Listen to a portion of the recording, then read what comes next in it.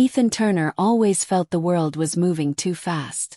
At 48, he had a thriving law firm in Seattle, 2 kids in college, a waterfront condo, and a schedule so tight that even coffee breaks were slotted between client meetings.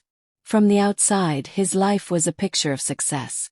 But inside, Ethan felt hollow, like a beautifully wrapped gift with nothing inside. It wasn't always this way. Ethan remembered simpler times growing up in Montana. Back then, life felt whole. Mornings started with the rooster's crow, not with email alerts.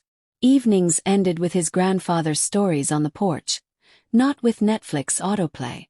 But somewhere along the road to success, that simplicity had vanished, swallowed by deadlines, upgrades, and social media dopamine hits. One evening, after a brutal day in court, Ethan slumped into his leather chair and stared out the window at the twinkling skyline.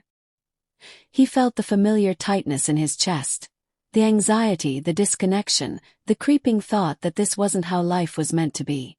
On impulse, he grabbed an old book that had sat untouched on his shelf for years, the Tao Te Ching, a gift from his college philosophy professor. It had always seemed too cryptic for his fast-paced life. But tonight he was desperate for something, anything that could slow down the chaos in his head. As he flipped through its pages, something happened. The words didn't shout. They whispered. They didn't demand. They invited. Nature does not hurry, yet everything is accomplished, one line read. Ethan closed the book and stared into the night, the phrase echoing in his mind. The next morning something shifted. He didn't reach for his phone.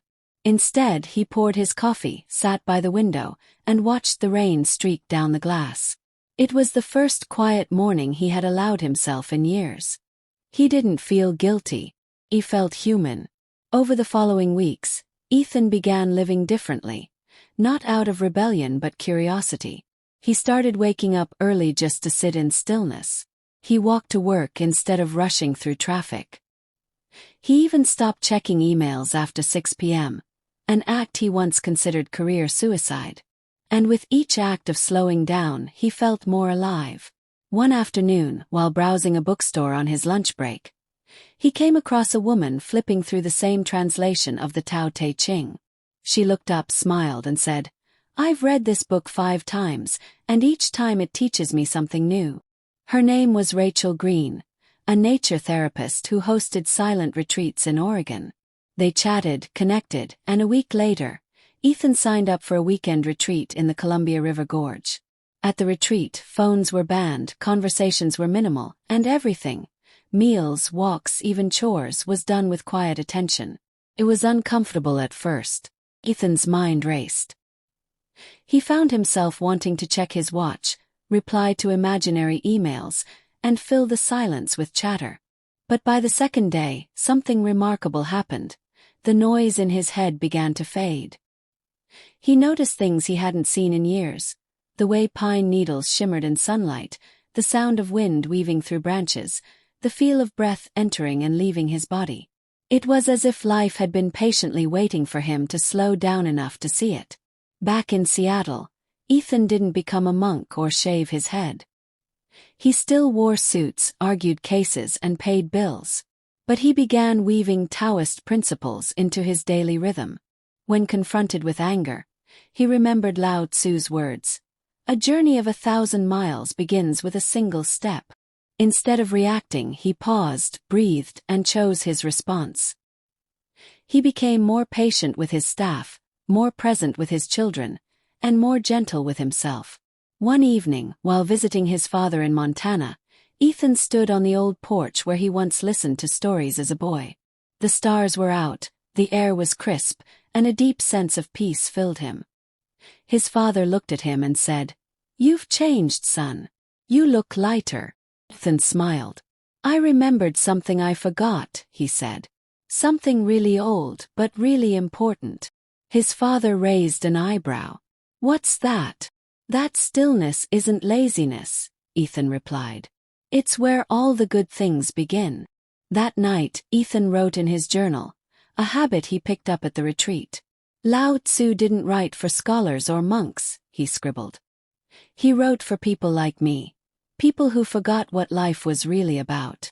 The next morning, as the sun rose over the plains, Ethan felt a quiet joy he hadn't felt in decades. He knew the world outside would still rush, still demand, still push. But he had learned a secret, one that Lao Tzu whispered through time. That true strength lies in softness, that progress doesn't require force, and that the most powerful life is the one lived with gentle presence. Over the years, Ethan became known not just as a sharp lawyer but as a deeply grounded man. Colleagues noticed it in the calm way he handled conflict. Clients felt it in the clarity of his advice. His children, now grown, would visit just to sit with him, not because he said much, but because his silence carried peace. Eventually, he started writing about his journey. Nothing fancy, just reflections on how an ancient Chinese sage helped a modern American lawyer find his soul again. His essays, shared online, quietly went viral. People from all walks of life, teachers, truckers, CEOs, students, wrote to thank him. Some said they bought the Tao Te Ching because of him. Others said they had started walking more, listening more, arguing less. One message stood out. It was from a young tech executive in New York who wrote, "I was burning out, losing touch with everything that mattered. Then I read your post. Saved me. Thank you for reminding me to pause." Ethan didn't respond with fanfare. He simply wrote back, "All I did was remember. Now it's your turn." By the time he turned 60, Ethan had transformed his firm's culture. No more late-night emails. No more glorifying burnout. Meditation rooms replaced break rooms. Monthly retreats were offered to every employee. And people stayed, not for the perks but for the peace.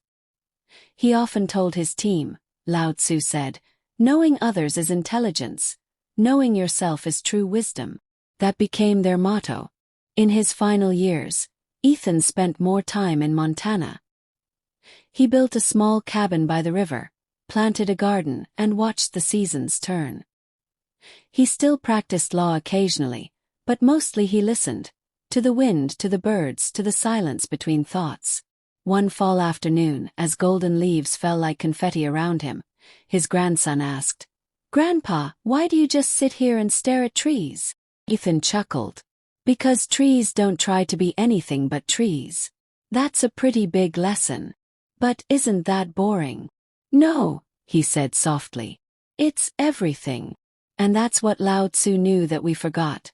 That life is not a race to the top, but a dance with the present. That happiness isn't found in having more, but in needing less. That power doesn't come from control, but from harmony. And that the most radical thing you can do in a busy world is to slow down and feel it.